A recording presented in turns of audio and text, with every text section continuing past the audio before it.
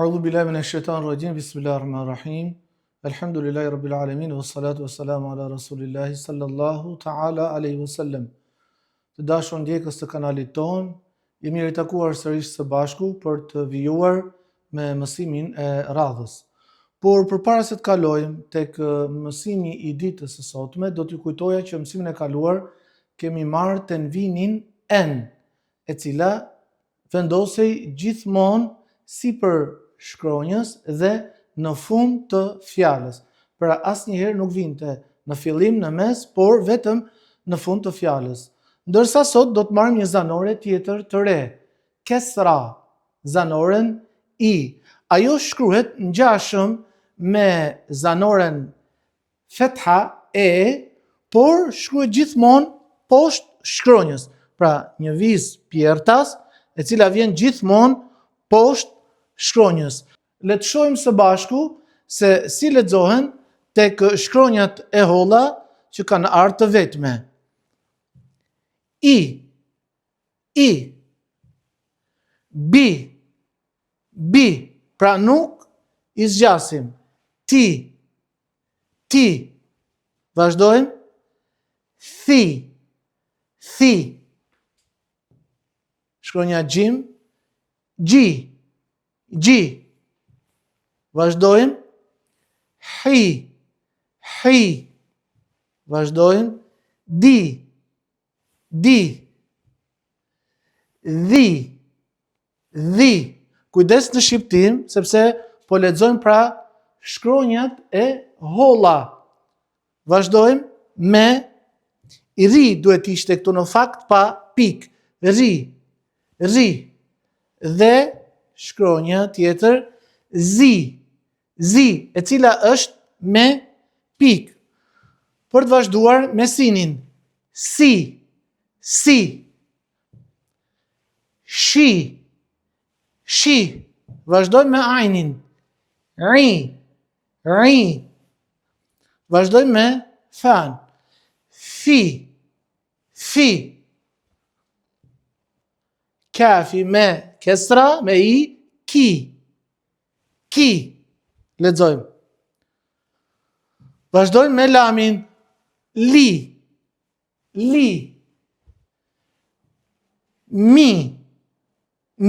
Pra nuk e zgjasim. Ni. Nuni me kesra, me i, lexohet ni. Vazhdojmë. Hi. Vazhdojmë me wawin. Wi. Dhe në fund, nga shkronjat e holla, jëja, lexohet me i, ji. Për të vazhduar me shkronjat e rënda apo shkronjat e trasha. Vazhdojmë me khi.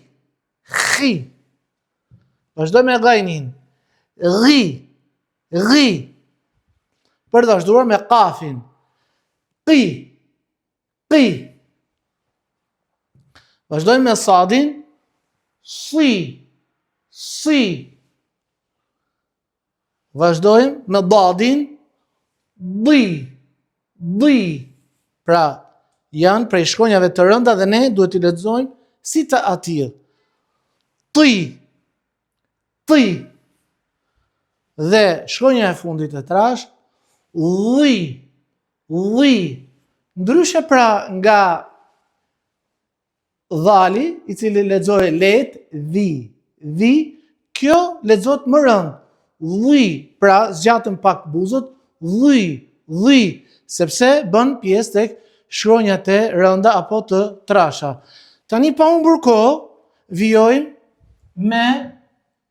me shembull që ne kemi për zgjedhur pra, me zanoren i. Vazhdojmë me shembullin e parë. Biha. Pra shohim se kemi një kesre poshtë, pra i, dhe është poshtë bës. Biha. Vazhdojmë. Ila. E lexuam pra të zgjatur sepse ka vizën tërheqëse sipër dhe lexohet të zgjatur. Vazhdojmë. Amina, amina. Pra mimi ka ardhë me zanoren kesra. Vazhdojmë. Diraren, diraren. Kujdes të nëvini en, sepse vinë të gjithmonë në fund të fjalës, si që kemi edhe në rasti konkret. Diraren, diraren. Këtu kemi vetëm një kesra që ka ardhë poshtë shkronjës dad. Vazhdojmë. E idhe, elifi ka ardhë me kesra me i dhe lexojmë i. E idhe. Për të vazhduar me shembullin tjetër. Fafazia. Pra kemi këtu një kesra poshtë shkronjës. Vazhdojmë. Batilen. Pra kemi kesra një poshtë e lexohet i. Batilen. Kujdes të nëvinin en, të cilën e kemi marrë pra në mësimin e kaluar, dhe thame që janë pra thujse dy fetha, njëra pas tjetrës dhe vinë të gjithmonë si për shkronjës dhe në fund të fjalës. Vazhdoj me shembull tjetër. Salasile. Pra sini këtu ka ardhur me kesra me i. Dhe lexojmë salasile. Vazhdoj me shembullin tjetër.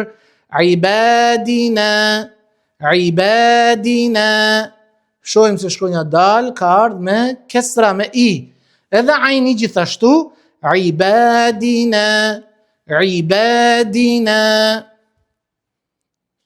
Vazhdojmë me shembullin tjetër.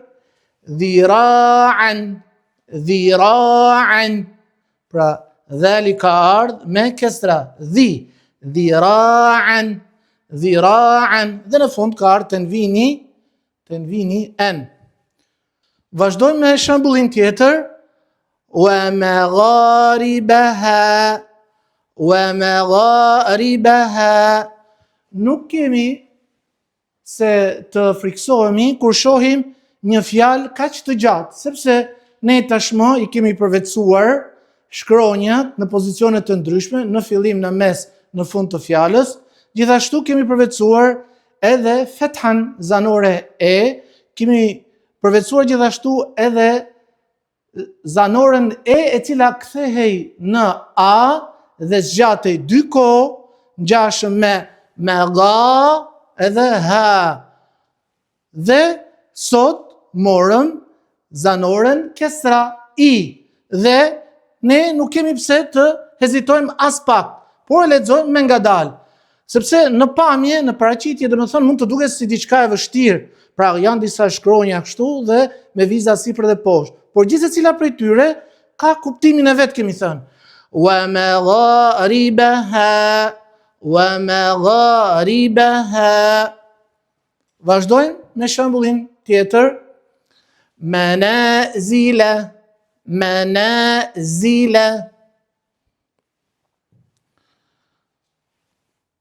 Fatafiqa. Pra këtu nuk ka elif as je që mund të vinë si shkronja të medit, pra të jenë zgjatëse. Andaj unë nuk e zgjata dhe lexova shumë shkurt me zanoret përkatëse. Shohim se kemi 3 fetha sipër dhe 1 kesra poshtë, pra 3 zanore e dhe 1 zanore i poshtë. Fatafiqa. Vazhdojmë. Khiyanataka. Vazhdojmë. Li'ibadiya.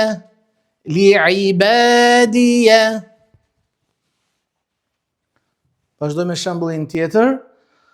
Khaifan. Kujdes, këtu shohim se në mes të fjalës ka ardhur hemze, dhe hemze ishte e njëjtë sikurse pra elifi. Nëse elifi vinte me fethan, me zanoren e, lexohej e. Nëse elifi vjen me kesra, me zanoren i, lexohet i. Ngjashëm edhe hemzja këtu. Kjo hemze ka ardhur pra me kesra, me i. Atë e lexojmë i. Khaifan. Khaifan, kujdes tanvini and, të cilën ne e morëm në mësimin e kaluar. Wala jidala, wala jidala.